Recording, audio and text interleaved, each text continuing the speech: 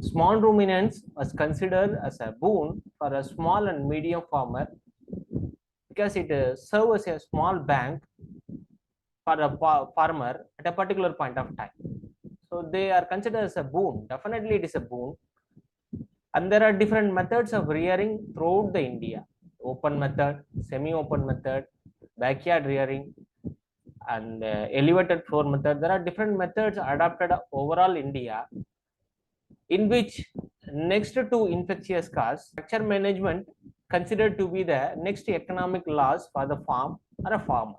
So the management of fracture cases is by internal cooptation, internal fixation, external fixation, a transcutaneous pinning, or external cooptation.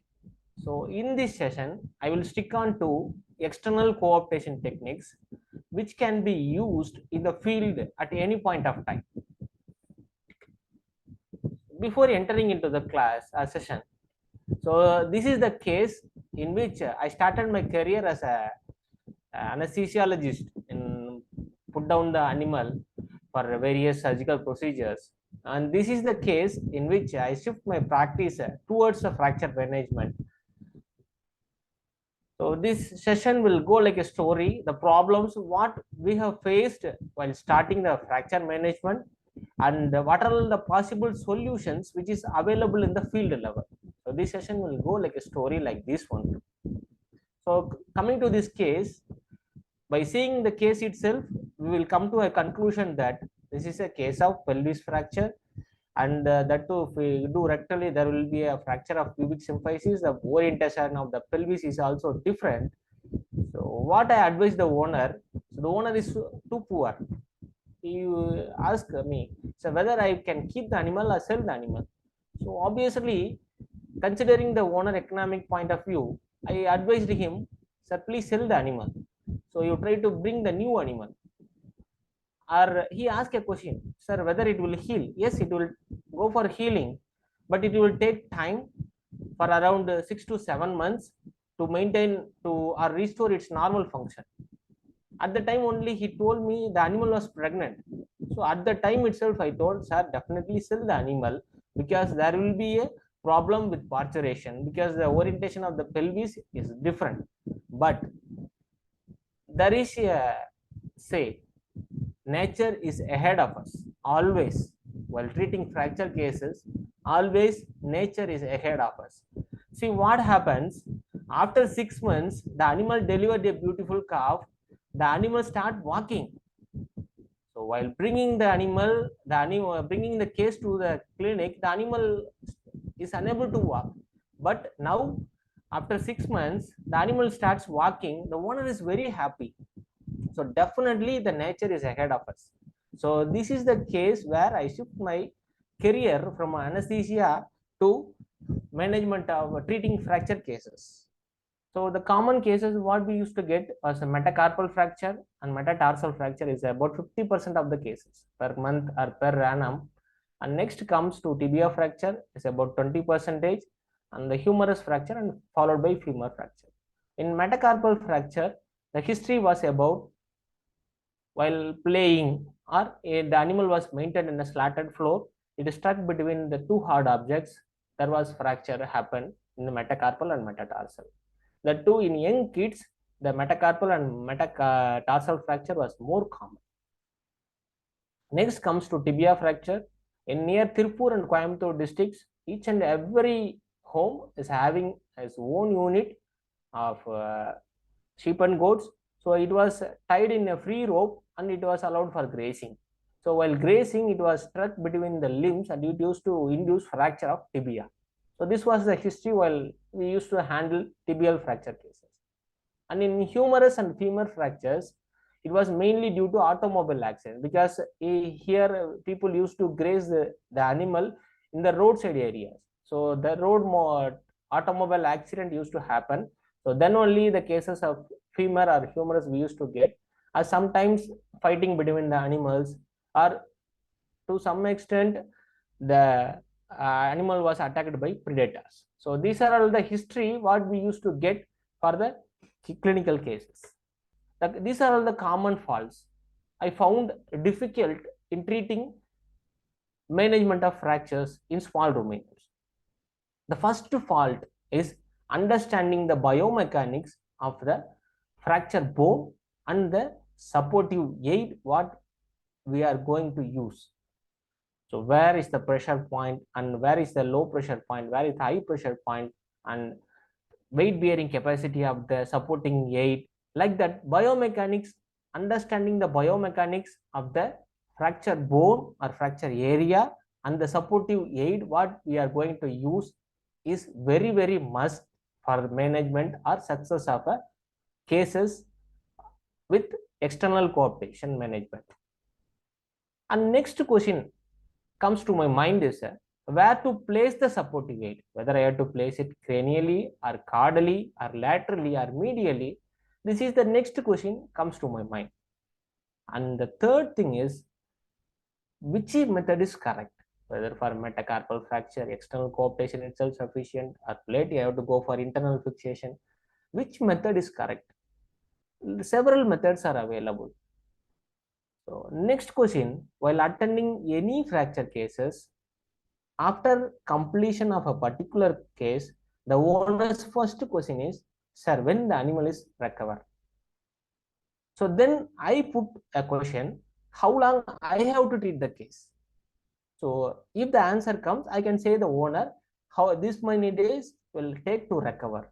So next one, the choice of analgesics, whether I have to go for steroids or opioids or NSAIDs, which one? These are all the basic questions. When I touch any fracture cases, these are all the very basic questions I have. Before entering into the topic, I just put a differential diagnosis first, because differential diagnosis will start confusing you once I started the session. So first I will put the confusing part. So this is a case, you can appreciate a dropped elbow. So there was no orthopedic lesions. So this is a case of radial nerve paralysis, in which the fighting between animals happened. So the animal dashed on the humerus area.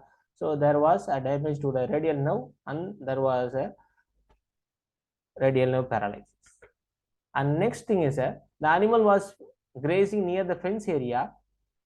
So the animal, while it starts jumping, while the vehicle starts moving, so the fence was thorned in nature. So it cut the gastrocnemius tendon. So this is a case of gastrocnemius rupture, tendon rupture.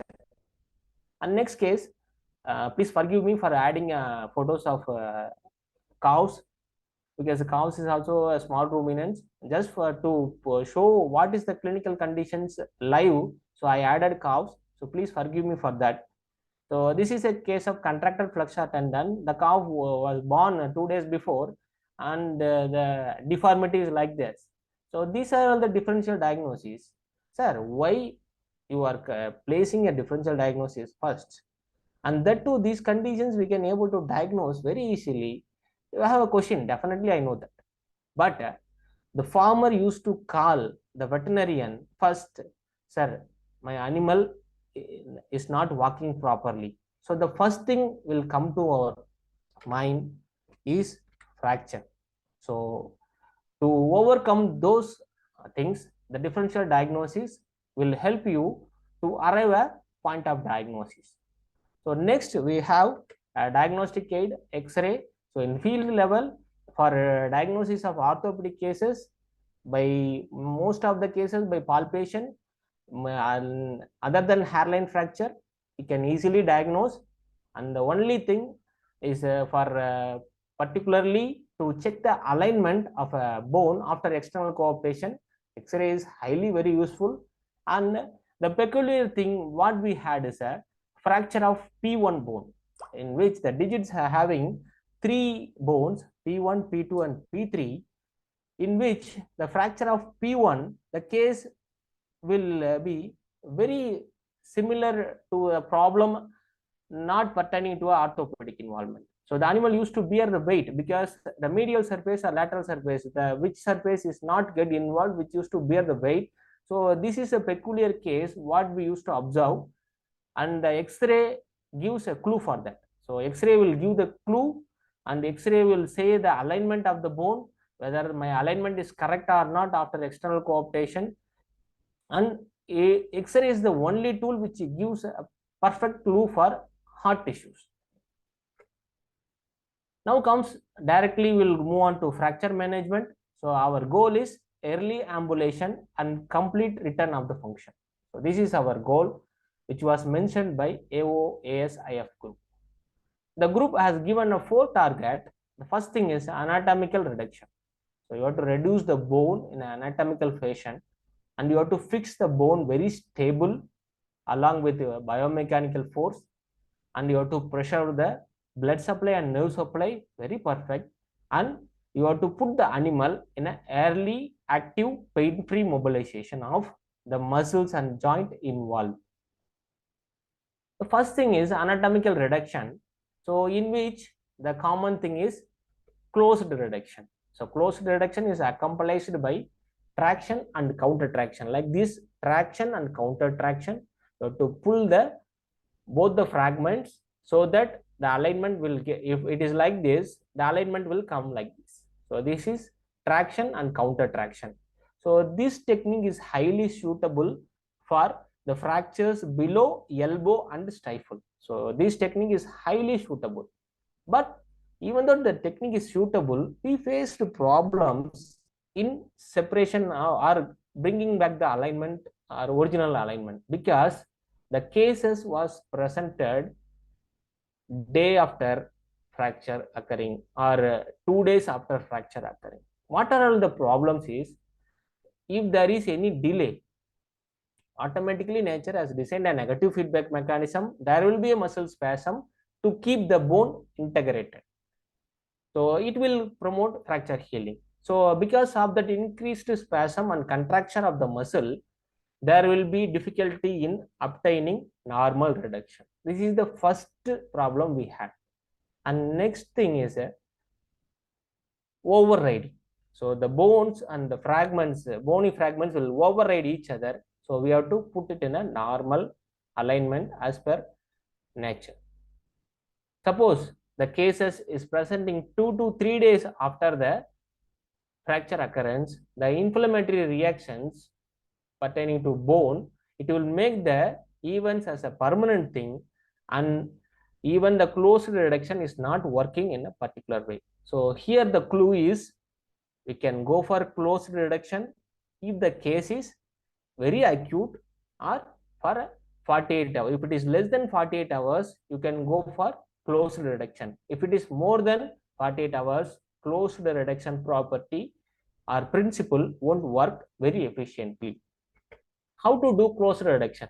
It's nothing but a slow and steady process of continuous traction and counter traction of the fragments, like pulling like this, for a time period of 10 to 30 minutes.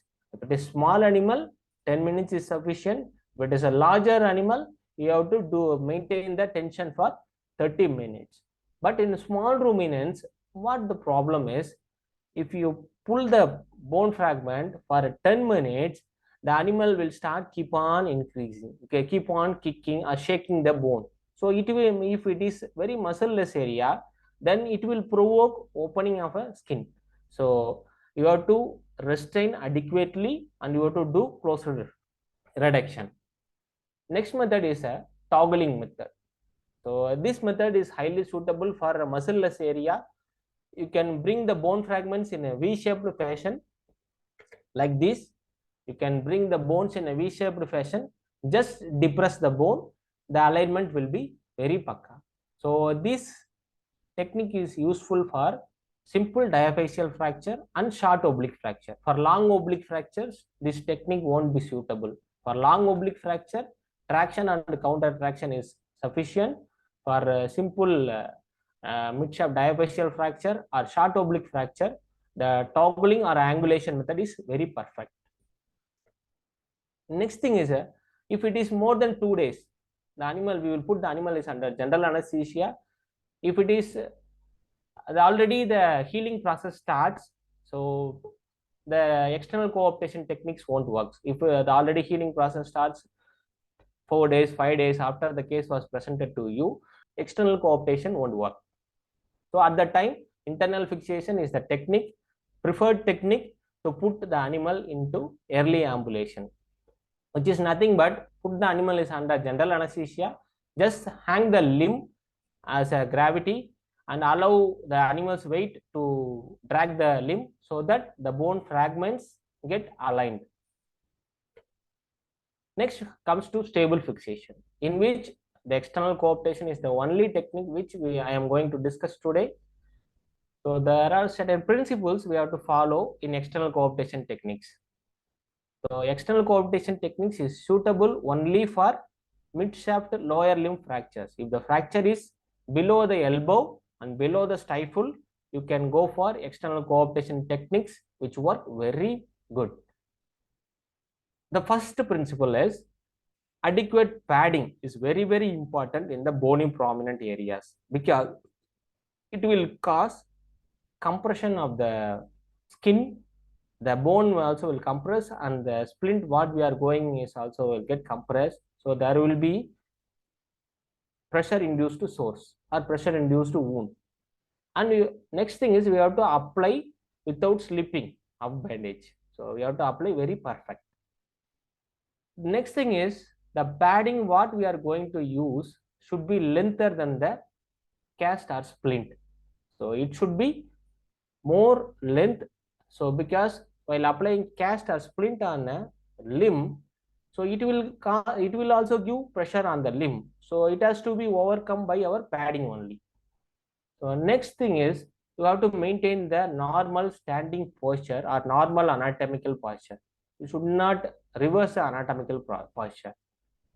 The important technical principle in external cooptation technique is you should cover a joint above and joint below the fracture. This is very, very important.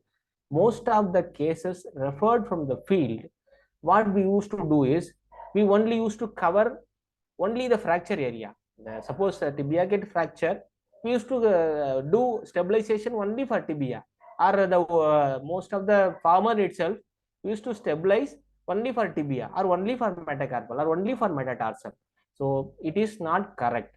So you have to cover a joint above and below the fracture. So this is a very important technical clue for management of fracture using external cooptation techniques. The next first one is in that cast.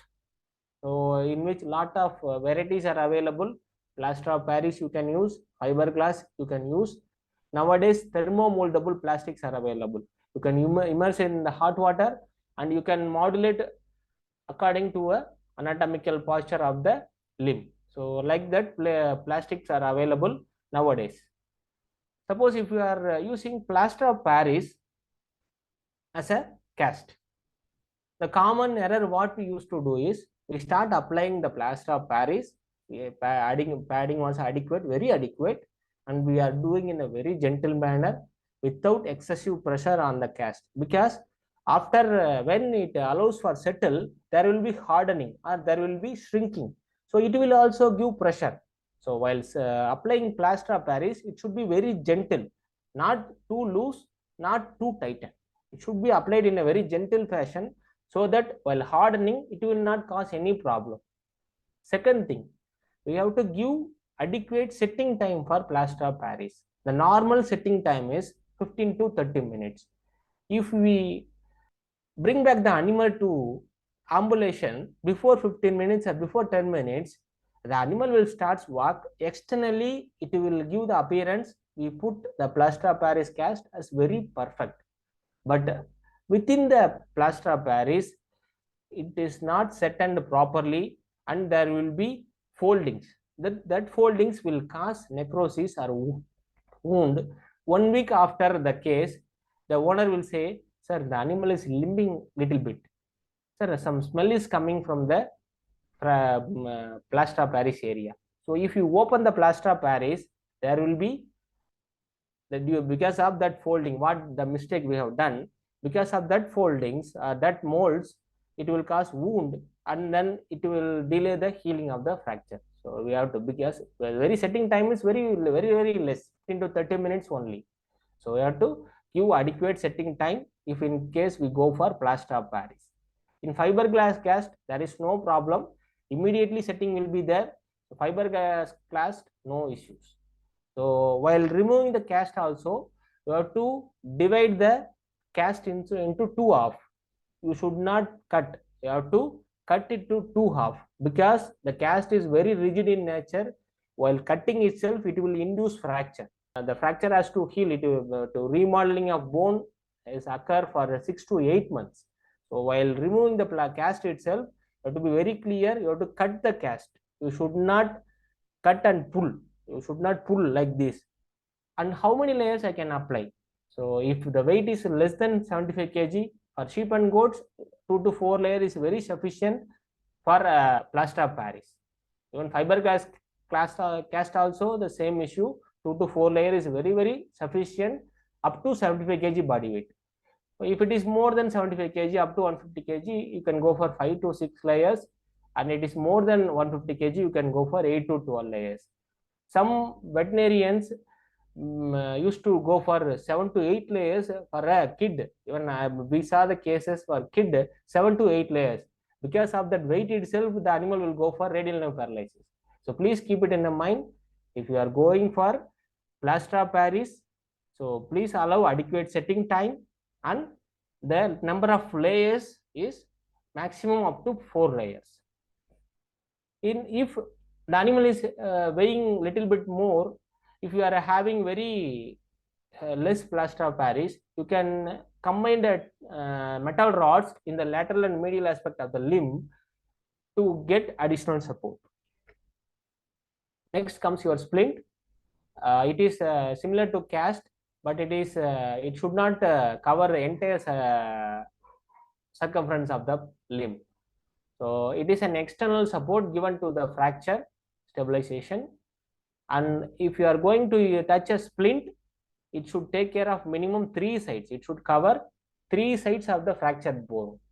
Minimum you have to cover 3 sides. So the common materials which are available as a splint are plaster of Paris. You can use a splint, bamboo, plastic, PVC pipe, and metal. Aluminum rods are available in a rod shaped fashion and in a flat manner. The modified Thomas splint. This is a very useful thing for field veterinarians. It's a versatile splint. You can use for from the fractures from tip of the toe up to elbow joint or stifle, whatever fractures, modified splint will work very nice. So in our hospital, we regularly used to go for this, because while going for cast using POP or fiberglass cast, the animals, after applying cast, the animal allowed for walking in the grazing area. So in the grazing area, there may be water, or there may be sand, there may be contamination, there may be fighting. So there was internal injury for the fracture. So we found little problem with cast. If the animal is maintained within the home itself, the cast works very well. If it is going for grazing, the cast, we won't prefer cast. Initially, while presentation of the case itself, we used to ask the owner whether we used to raise in home, or we used to allow for grazing for food. So that question itself give you a clue. You have to choose either cast or splint for a particular animal. So in which the splint, the modified Thomas splint works well, very nice for the immobilization of fractures below elbow, stifle, carpus and tarsus, radius ulna, tibia and fibula. It works very nice. So I will show you in the next couple of slides. I will show you how to create a modified Thomas splint in a very easy manner. But the care you have to take while applying Thomas splint is, you have to put the weight bearing of the animal of all joints in a functional angles. You have to maintain normal anatomy. Like splint or cast, you have to maintain a straight line. But in the splinter, modified Thomas splint, you have to maintain all functional angles very perfect. So then only you will get the success. So the animal will also feel comfortable, since I am perfect, and the splint is also not affected by water, sand. You can easily visualize the limb of the animal to see any complications are there. So the outcome is very, very good in modified Thomas splint. So this is the modified Thomas splint, which I already said. If you go for a full limb cast, so the cast will compress the elbow joint. So it will once again, it will cause wound or any irritation in a particular area. But if you here you see, the force was the entire force of the animal, the biomechanics of the entire limb was beared by the splint only. So the animal is maintaining the limb in a normal anatomical position. So it itself aid early healing. So this is how we have to make a modified Thomas splint for a 4-limb joint. So just make a circle and bend it in an acute angle, and a U-shaped rod is sufficient, and just put a bandage to maintain the limb in a straight line, and just apply gauze. That's all. That itself sufficient. Just apply bandage roll. That's all. This is making Thomas splint for hind limbs. Just to measure the circumference of the limb with the use of hand itself, it is sufficient. By use of hand itself, you can measure the radius or circumference of the particular circle. After making a circle, just bend half of the circle like an acute angle, you just bend it. And then you give adequate soft tissue support with the cotton is sufficient. It works very well. And just make a U-shaped manner, another splint. Just attach both the splints. Here you is able to appreciate the limb was maintained, the anatomy of the limb was maintained in a normal fashion. So there was no excess pressure to a fracture fragment. So it itself helps the animal to heal very quick. See how the stifle is pulled forward, the hock is pulled backward. So the animal, the shape of the animal or contour of the animal is maintained in a normal anatomical position. So that's why I said the modified Thomas splint for below the stifle and below the elbow works very nice. So for this, the common thing what we are using is aluminum hanger. Aluminum hanger is commonly available in all the supermarkets nowadays. Straight away go to supermarkets, get 3, minimum 4 aluminum hanger is needed for sheep and goats. Because 1 is a reservation, 3 is sufficient, 1 needed for reservation. So next thing is your cotton padding and adhesive tape. This itself sufficient for treating all those fracture cases. So this is the fashion how we have to apply modified Thomas splint for a fracture of hind limb and forelimbs. So the next thing was developed by Yadav et al. He developed a splint, the same aluminum rod in a flat shaped fashion and converted it into U shape. So this U-shaped splint was placed in a fashion on the cranial and caudal aspect. The limb is inserted into the U-shaped splint, and the U-shaped splint will bear the weight of the particular limb. So it helps to heal early ambulation. This splint is for hind limb, because while to maintain the contour of the hock, the splint for this is U-shaped splint for hind limbs. Next common thing what we are doing is a Robert Jones bandage. Robert Jones bandage was done by every veterinarian. So it's very easy thing. Just you have to place adhesive straps and just cover with cotton roll for 3 layers, and then you have to cover once again with bandage roll. Very perfect and a neat shaped fashion. Avoid compression while putting Robert Jones bandage, and after that you can go for crepe bandage or adhesive tape. So this is very simple Robert Jones bandage. Any kind of fracture cases, Robert Jones bandage is a supporting aid. It will not help to heal the fracture. It is a supporting aid to help the technique what we are going to employ. With that help of Robert Jones bandage itself, the fracture won't heal. It will support the limb to not the condition to get worsen. And this ends your techniques, the external cooptation techniques, cast, splint, modified Thomas splints, and your modified Robert Jones bandage. These 4 are the techniques what we are commonly employing for management of fractures below the elbow and stifle. Even though we got the technique which is good for those, the complication what we faced is very Even after doing lot of cases only, I found to appreciate that the wound which is present in the metacarpal and metatarsal region, it causes excess granulation of the wound, and it will hinder the union of fragments. It will grow and it will go inside, and it will cause union, non-union of both the fragments. Even after 45 days also, the wound gets healed. So we are not getting the desired effect. So after that only, we did open fracture reduction, and that we came to know that this exuberant granulation starts healing inside, because it is a connective tissue which used to heal inside, and it is causing non-union of these fragments. This is the common complication what we get in an open fracture of metacarpal and metatarsal. And next thing is, I already told you, you have to give adequate padding. If the padding is less, the cast source will be like this. While removing the cast itself, you used to get, if the cast source are there, you can manage it very well by applying a zinc oxide paste. Zinc oxide paste works very nice. In our all veterinary hospitals, zinc oxide powder is available, zinc oxide paste is available. It is the best medicine to heal all those things. Now we will come to how to approach a fracture case. Now our story comes to an end. So the lot of techniques are available. I said the techniques what are available with their drawbacks, and which case you have to choose which one. So now I got the case like this. It's a case of tibial fracture. With the help of goat manure and cotton cloth, the farmer itself put a splint. This was a splint which was commonly followed in olden days. Once understanding the biomechanics and to put the animal for early ambulation, the techniques were developed, external cooptation techniques were developed.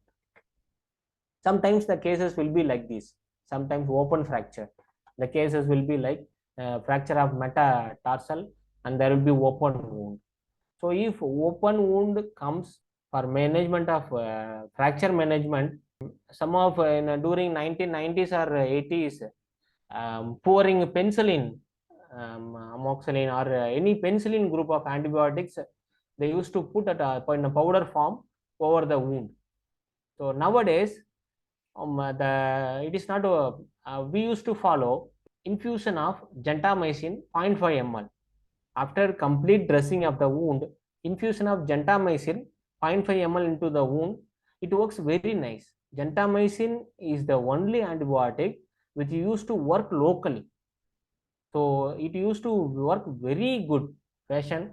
So the wound will heal very fast, and then it will help the animal to recover very easily. So if you are a case with open fracture, just infuse 0.5 ml of gentamicin in the open wound after complete dressing. If it is getting, if the discharge is very pus in nature, or if it is serous in nature, just dress with the tincture iodine and just infuse 0.5 ml of gentamicin. It works very nice. So the first thing in fracture approach is adequate restraining. This is how you have to restrain a particular case, because while restraining itself, it used to keep on move. So it itself create pain. The animal won't feel comfortable. So adequate restraining is very, very essential. So here the fracture of metacarpal was pulled by traction and counter traction, and it was adequately restrained. Now restraining you have done very neatly. Yes, first thing is over. Second thing, here you appreciate the limb was held by a hand. So in hand, the force will be different. So if suppose well-muscled person is there, he will pull excess pressure. Suppose a lean person is there, he will pull less pressure. So what we faced, because the attenders are, someone will be very muscled or someone will be very lean. So we are not getting constant pressure. Once after getting alignment, the animal will shake or the attender will shake. We will get irritated. So we followed a technique, just putting a release knot, and with the help of this, just the bandage roll, with the help of bandage roll and this release knot, we are maintaining exact opposition. The pressure applied is also very uniform. These techniques found very good for management of fracture. Now, see a very uniform pressure, so no involvement of hands. You can apply cast, splint, whatever it may be very easily. in this affected area. So there was no intervention by hand, there was no intervention by attendant. The animal will also pulled in a very constant and steady fashion. So there was no pain for the animal also while doing the procedures.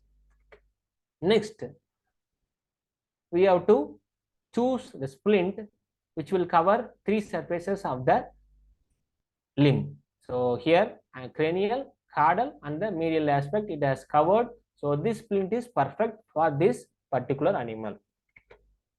So now you can able to appreciate. I am checking to place the splint in a perfect and neat manner. So here suppose if you hold with the hand, the toes was hold by hand, this interruption will be there. You can't able to the accuracy will be very less. Now you see the client itself holding the PVC pipe in a very neat fashion. Suppose if it is a case of forelimb fracture, the splint has to be placed caudally from elbow to tip of the toe.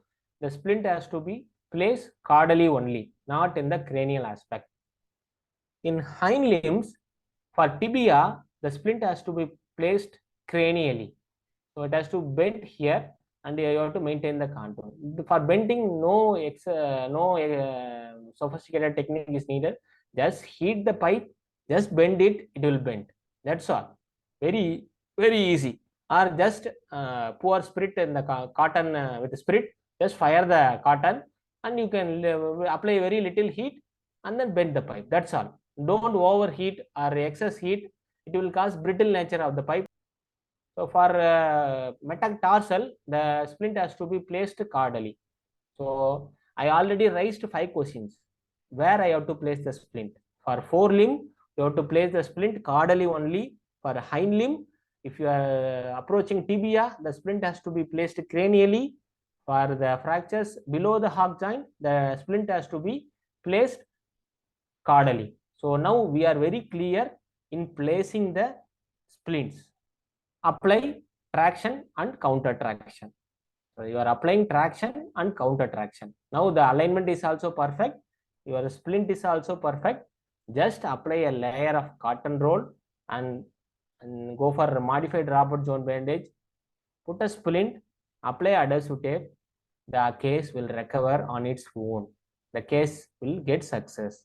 So after arriving all these ideas, now we are not facing any problems in management of fractures.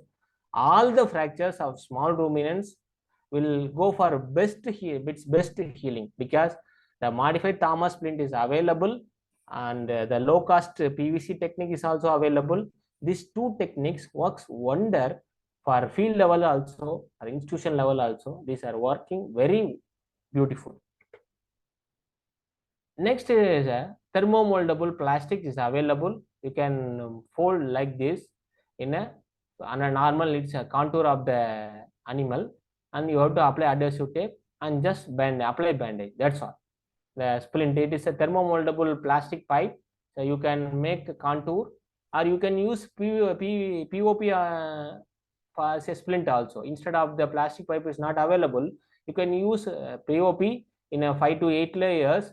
Just make impression of the affected limb and you can make it as a splint. That's all.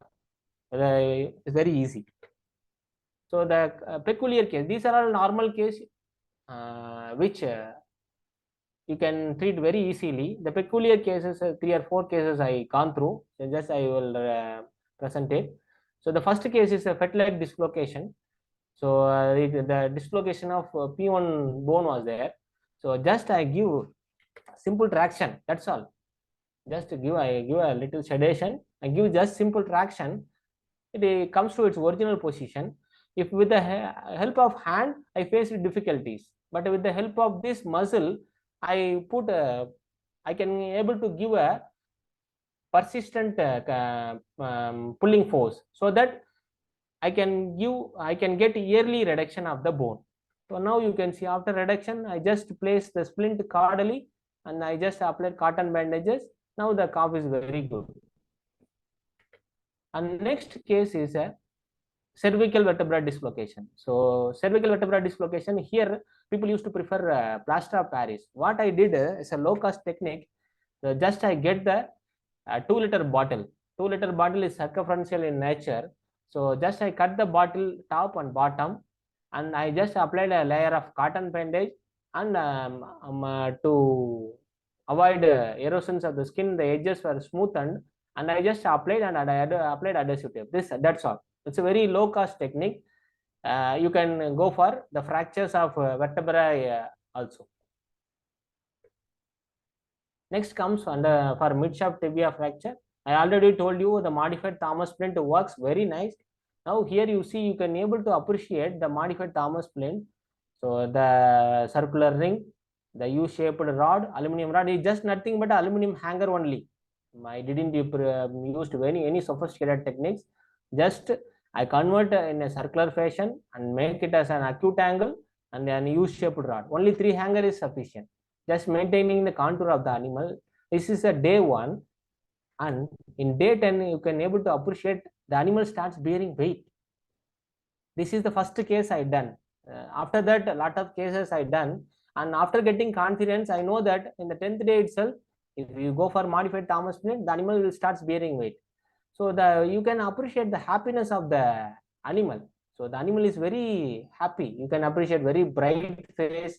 There was no dull and depression. The animal was very happy. So modified Thomas splint, any hind limb fractures less than below stifle, modified Thomas splint is a very perfect and excellent technique. If any case or if any fracture below hock, PVC works best, and you can go for plaster of Paris also. For all 4 limb fractures below elbow, PVC works best.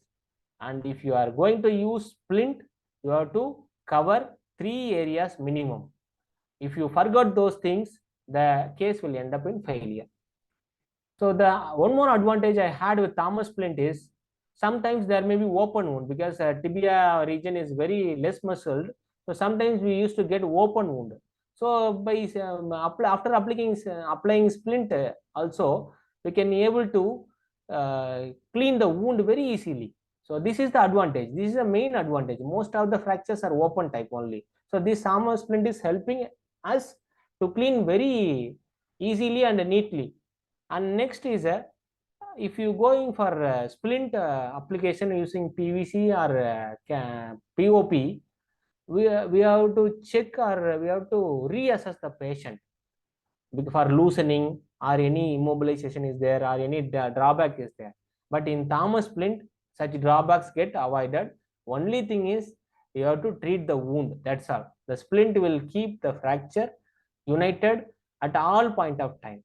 Next is, if you are allowing the for grazing also, the Thomas splint will retain its normal anatomy. So the animal will think that I'm having all the 4 legs, so I can walk in a normal fashion. No need for excess support for the other limbs. So this is a technique developed by Yadav et al. So this is U-shaped splint. So it was developed for small ruminants for open fracture, to open fracture. This is the case of open fracture of metatarsal. So after complete healing, after complete dressing of the wound, suture, the Robert Jones bandage gets applied, and then the U-shaped splint was applied like in this fashion. Since it's a hind limb, the hock posture was did like this, and then they are applying 3 bandage. That's all. The animal will get into healing, and we are allowing dressing for open wound. This is the advantage of Thomas splint also. If you are following U splint also, this is the advantage. The splint will be keeping the bones intact, and you can very well approach the open wound area. We are coming to the last part of the session. Suppose if a case comes with a fracture, the different principles I have, different techniques we learn. What are all the materials need for a case with a fracture? First thing, you have to have adequate restraining members for adequate restraining. If you want for go for chemical restraining also, you can go for chemical restraining using xylazine and diazepam. Next thing is bringing back the animal fracture line to its normal orientation by closed reduction or open reduction, whatever it may be. Next is our stabilization using POP or PVC or splint, whatever techniques your preference. Now it comes under our choice. So any technique you can use under your preference. So next thing you want to have is a cotton roll, minimum 200 gram you should have. Next is a bandage roll of about 10 centimeter, 5 numbers you should have. Next is adhesive tape 7.5 centimeter, minimum 1. So this is my kit. So any kind of fracture comes, even if it is swelling, I used to go for magnesium sulfate glycerin paste. If it is an open wound, after infusion of gentamicin, I used to apply powder ointment and just bandage, and you can go for PVC splint or modified Thomas splint or plaster of Paris. And then this is the bandage roll, this is the adhesive tape. That's all. This works very nice. Now the advanced thing what we are doing is we are having tapes like this for treating lipoma. A client came with a case of lipoma in his hand. So he is having a band-aid like this. It will compress the tumor tissue. So I got that band and I applied on the PVC splint. It is having a maximum resistance capacity. Even compared to adhesive tape, nowadays this band is available at different sizes. You can apply and only you have to pull it. That's all. No need to get a maximum. You can while pulling itself, you can achieve maximum strength. So this is the new thing now we developed for stabilizing fracture fragments. And the important points you have to consider, if even in field level, if you are having less cotton also, don't forget these areas to get protected with cotton.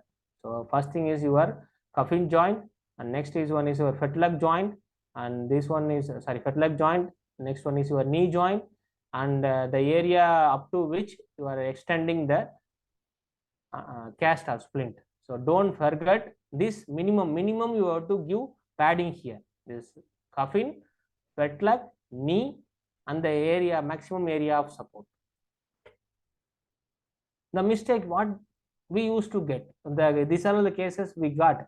So what we used to do is, after maintaining adequate stabilization, we used to put a bandage roll with the PVC splint. So this will get loosened very often. Very often it will get loose on the second day and third day itself, and it will aggravate the condition only.